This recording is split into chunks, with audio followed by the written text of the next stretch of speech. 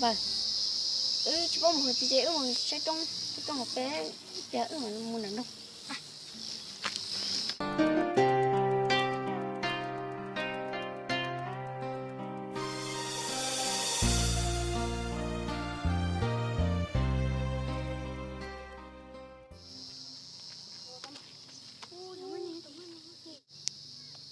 Đúng rồi, tụi lâu tí thấy cũng trâu xiêu.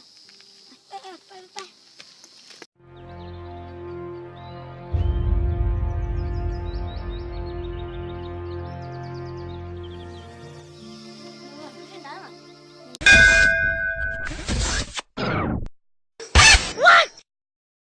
Hả?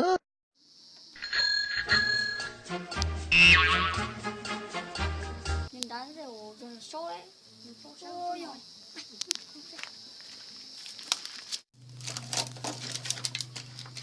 Nó là sao? Đâu? Nhưng ở tụi nhỏ mấy tụi mua đó chị à. Tôi muốn xí sợi, số có nó cũng là châu xí. Ở tụi nhỏ mấy muốn nhảy cho nó cũng mặc cái chơi mấy cái đồ xí. Dạ, như rồi số.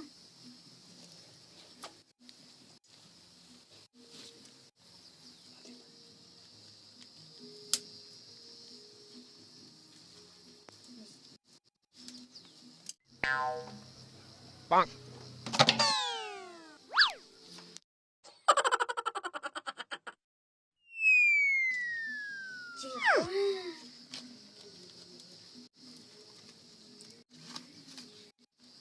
Thì số hoạt đánh no bởi số này.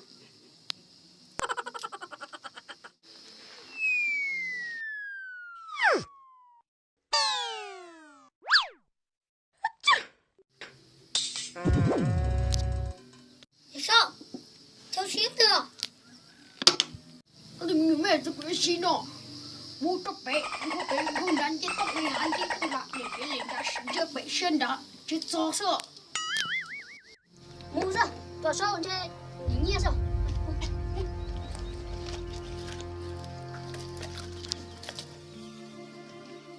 Sao một? Số cơ. Nhiên ha.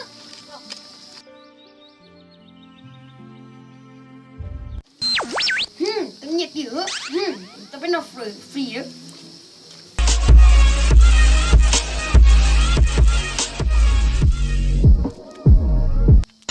Nhìn chú sạch. Nhìn chú mua. Mua rồi. Mua để nhìn chú.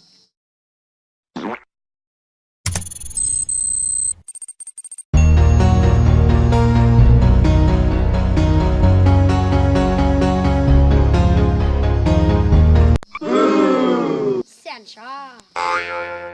Yêu nó đó mê phòng.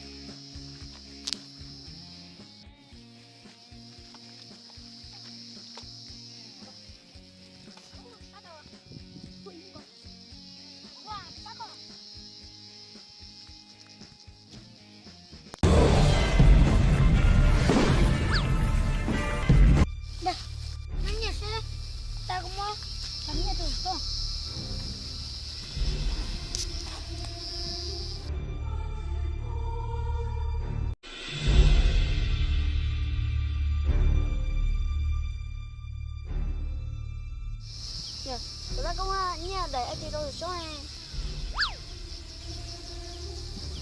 Giờ về cũng như nè. Chị đây mua. Một tháng đời cô. Từ này.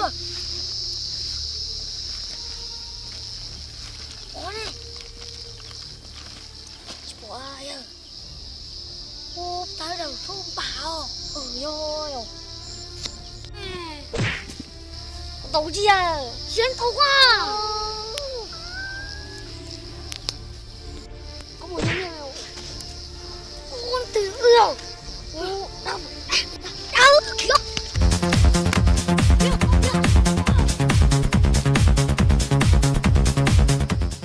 nè ăn cái một chuột mua mệt thế là ông lu vô nhận được ta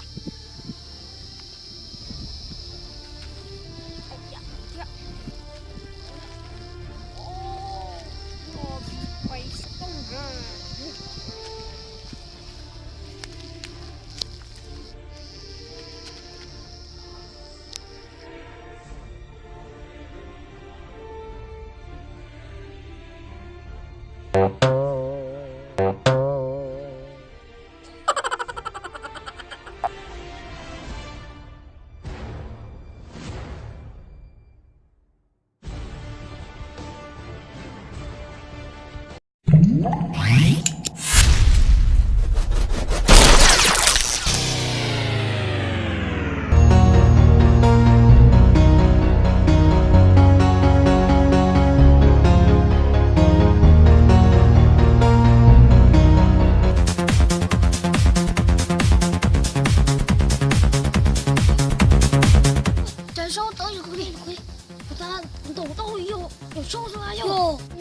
udah nhớ cho cô chụp bóng thôi như một tí để chúng tôi cũng lời má xin nè chú à xin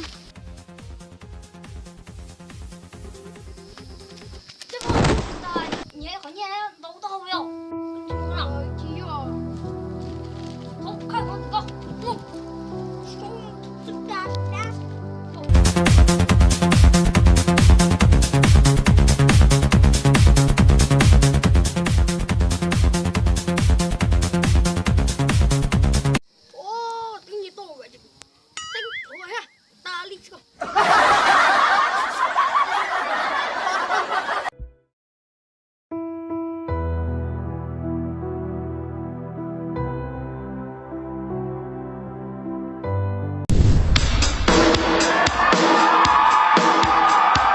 Hey, baby, I will handsome man, you know.